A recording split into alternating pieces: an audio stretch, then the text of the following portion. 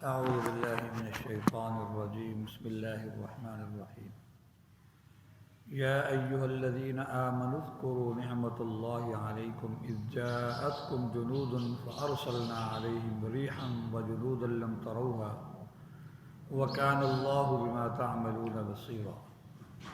سورہ الاحزاب کی آیت نمبر 9 کی میں نے تلاوت کی ہے۔ اس پورے رکوع کے اندر اللہ تبارک و تعالیٰ نے غزوہ احزاب کا ذکر فرمایا ہے، جس کو غزوہ خندق بھی کہتے ہیں۔ یہ سن 5 ہجری میں وقوع پذیر ہوا۔ اس کا پس منظر یہ ہوا کہ حضور علیہ الصلاۃ والسلام نے جب نبوت کا اعلان کیا، اس کا اظہار کیا، تو مدینہ منورہ میں اس وقت میں ایک تو یہود آباد تھے، جن کے 3 مشہور قبیلے تھے، بنو نذیر، بنو قینقاع اور بنو قریظہ، اور 2 اور قبیلے بھی وہاں تھے، اوس اور خزرج۔ یہ یہود کے نہیں تھے، یہ مشرک تھے، اور یہ یمن سے آ کر یہاں آباد ہوئے تھے۔ انہوں نے اصل میں سن رکھا تھا کہ نبی آخر الزمان تشریف لانے والے ہیں، اور آپ کے جس علاقے میں آنے کی بشارت دی گئی تھی وہ علاقہ مدینہ منورہ کا تھا۔ علامات بتائی گئی تھی، کھجوروں کا علاقہ ہوگا، کھجوروں کے باغات ہوں گے، یہ ہوگا وہ ہوگا، علامات بتائی گئی۔ حتیٰ کہ آپ علیہ الصلوۃ والسلام کے صحابہ کرام کے علامات بھی تورات اور انجیل کے اندر مذکور ہیں۔ تو اوس اور خزرج جو اصل میں یمن میں رہتے تھے، وہ آپ صلی اللہ علیہ وسلم کی تلاش میں مدینہ منورہ پہنچ گئے۔ پھر وہاں سے حج کرنے آتے تھے مکہ مکرمہ میں۔ تو حضور علیہ الصلوۃ والسلام اس موقع پر، حج کے موقع پر، آپ دعوت کے لیے منا، مزدلفہ، عرفات جایا کرتے تھے، کیونکہ وہاں بہت سے باہر سے لوگ آئے ہوئے ہوتے تھے۔ تو اوس اور خزرج کے جو لوگ اس وقت میں حج پر آئے ہوئے تھے، حضور علیہ الصلوۃ والسلام نے ان کو دعوت دی۔ انہوں نے دعوت قبول کر لی اور ایمان لے آئے۔ پھر واپس جا کر انہوں نے اپنے قبیلے کے اندر، اوس اور خزرج کے اندر بھی انہوں نے پھر وہ دین حق کا پیغام پہنچایا اور پھیلایا۔ بہت سے لوگ وہاں پر مسلمان ہو گئے مدینہ منورہ میں۔ اور مکہ مکرمہ کے حالات چونکہ پریشان کن تھے، کفار مکہ بہت پریشان کرتے تھے، تنگ کرتے تھے، تو مدینہ منورہ والوں نے آپ کو دعوت دی، تو آپ نے وہ دعوت قبول کر لی۔ جب حضور صلی اللہ علیہ وسلم مدینہ منورہ پہنچے تو وہاں یہود بھی بڑی کثیر تعداد میں آباد تھے، بنو قینقاع، بنو نذیر اور بنو قریظہ۔ وہ حسد میں آ گئے بجائے ایمان۔ حالانکہ اوس اور خزرج تو اہل کتاب نہیں تھے، اور یہود مدینہ تو اہل کتاب تھے، تورات والے تھے۔ ان کے پاس تو نبی پاک صلی اللہ علیہ وسلم کی علامات بھی موجود تھی، سب کچھ جانتے اور سمجھتے تھے۔ لیکن جب ضد میں آ جائے انسان، یا حسد میں آ جائے، تو پھر وہ اندھا ہو جاتا ہے۔ حبک الشیء یعمی ویصم، کسی بھی چیز کی محبت انسان کو اندھا کر دیتی ہے۔ اس کا عیب اچھائی نظر آتی ہے، اور دشمن کی اچھائی بھی پھر عیب نظر آتا ہے۔ ایک بیماری ہے بہت بڑی۔ تو وہ حسد کی بنا پر وہ آپ پر ایمان نہ لائے۔ حضور علیہ الصلوۃ والسلام نے یہود مدینہ کے ساتھ معاہدہ کیا، تو معاہدہ ہو گیا کہ اکٹھے مل کر رہیں گے، کیونکہ ابھی مسلمان بہت کمزور تھے۔ لیکن وہ وقتاً فوقتاً شرارت کرتے رہتے تھے یہود۔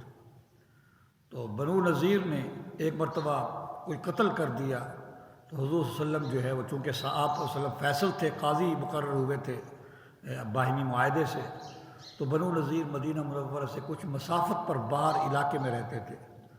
آپ علیہ الصلوۃ والسلام وہ فیصلہ دیت لینے کے لیے، دیت کا فیصلہ کرنے کے لیے وہاں گئے۔ تو بنو نذیر کے یہود نے کہا جی ہاں، ہم پیسے اکٹھے کرتے ہیں، ہم آپ کو دیت ادا کرتے ہیں۔ لیکن ادھر آپ کو یہ کہا، اور ادھر باہمی مشورے سے یہ طے کیا کہ کوئی آدمی اوپر چڑھ کر اوپر سے پتھر بڑا سارا چٹان گرا دے آپ پر، تاکہ ہمیشہ کے لیے محمد مر جائے اور ختم ہو جائے، جان چھوٹ جائے۔ اصل میں وہ نبی آخر الزمان کا وہ نعرہ خود بھی لگاتے تھے کہ آخری نبی آنے والے ہیں۔ لیکن جب حضور صلی اللہ علیہ وسلم آخری نبی ہوئے، تو چونکہ آپ صلی اللہ علیہ وسلم بنی اسماعیل میں سے تھے، بنی اسرائیل میں سے نہیں تھے۔ جیسے چچیرے بھائیوں میں حسد ہوتا ہے، تو یہود کو یہ حسد ہوا کہ یہ بنی اسرائیل میں سے کیوں نہیں، ہماری نسل میں سے کیوں نہیں، یہ بنو اسماعیل میں سے کیوں ہے۔ تو اس حسد کی بنا پر انہوں نے آپ کو مارنے کی کئی مرتبہ کوشش کی، آپ پر پتھر لڑکانے لگے، لیکن آپ علیہ السلام کو اللہ پاک نے وحی کے ذریعے ان کے مشورے کی آپ کو اطلاع دے دی، آپ فوراً وہاں سے واپس آ گئے۔ اس کے بعد چونکہ یہ ایک غدر تھا، دھوکہ تھا، بغاوت تھی، معاہدے کی خلاف ورزی تھی، تو حضور صلی اللہ علیہ وسلم نے پیغام بھجوایا بنو نذیر کو کہ تم یہاں سے چلے جاؤ۔ تو انہوں نے جانے سے انکار کر دیا، حضور صلی اللہ علیہ وسلم نے ان کا محاصرہ کیا، وہ قلعہ میں بند ہو گئے۔ اور ادھر منافقین بھی رہتے تھے مدینہ منورہ میں، منافقین نے بنو نذیر کو یہ پیغام بھجوایا کہ تم ہرگز نہ جانا، ہم تمہارے ساتھ ہیں، اگر تمہیں نکالا گیا تو ہم بھی تمہارے ساتھ نکلیں گے، اگر تم سے قتال کیا گیا ہم بھی تمہارے ساتھ قتال کریں گے مل کر، تمہاری طرف سے ہو کر۔ تو اللہ تبارک و تعالی نے سورہ حشر کے اندر وہ تفصیلی واقعہ لکھا ہے، الم تر الی الذین نافقوا یقولون لاخوانہم الذین کفروا من اہل الکتاب لئن اخرجتم لنخرجن معکم ولا نطیع فیکم احدا ابدا ولئن قوتلتم لننصرنکم واللہ یشہد انہم لکاذبون۔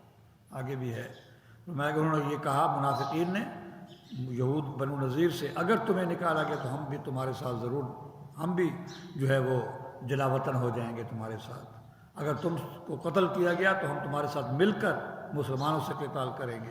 اللہ فرماتے ہیں یہ جھوٹ بول رہے ہیں، اگر ان کو نکالا گیا یہ ان کے ساتھ نہیں جائیں گے، اگر ان سے قتال کیا گیا تو یہ ان کی مدد بھی نہیں کریں گے، اور ایسا ہی ہوا۔ آخر کار بنو نذیر مایوس ہو گئے، اور انہوں نے پھر آپ صلی اللہ علیہ وسلم سے درخواست کی کہ ہمیں جانے دیا جائے، بس ہمیں قتل نہ کیا جائے، ہمیں جانے دیا جائے، اور ہم اپنا سامان، ہم اپنا اسلحہ بھی ساتھ لے کر نہیں جائیں گے، اسلحہ بھی چھوڑ کر جائیں گے، اور اپنے ساتھ صرف وہ سامان لے کر جائیں گے جو ہم اپنے اونٹوں پر لے جا سکتے ہیں، اس کے علاوہ ہم اپنے ساتھ سامان بھی لے جائیں گے نہیں لے جائیں گے۔ آخر کار وسلم نے ان کو 3 دن کی مہلت دی کہ 3 دن کے اندر یہاں سے چلے جاؤ۔ وہ وہاں سے نکلے اور خیبر میں چلے گئے، اور کچھ لوگ ان کے شام میں پہنچ گئے، شام چلے گئے۔ تو اس کے بعد پھر یہ بنو نذیر جو خیبر میں پہنچے، کیونکہ خیبر میں ابھی تک مسلمانوں کو کوئی عمل دخل نہیں تھا، کوئی اثر رسوخ نہیں تھا، وہاں بیٹھ کر یہ شرارتیں کرتے رہتے تھے۔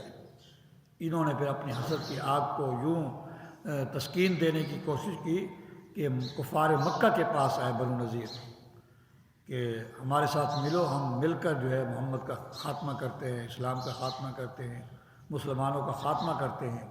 کفار مکہ تو پہلے ہی جلے بھنے بیٹھے تھے، وہ تیار ہو گئے۔ پھر بنو نذیر کا وفد جو ہے وہ قبیلہ بنی غطفان کے پاس گیا، ان کو بھی اس پر تیار کیا، اور بھی بہت سے قبیلوں کے پاس گئے۔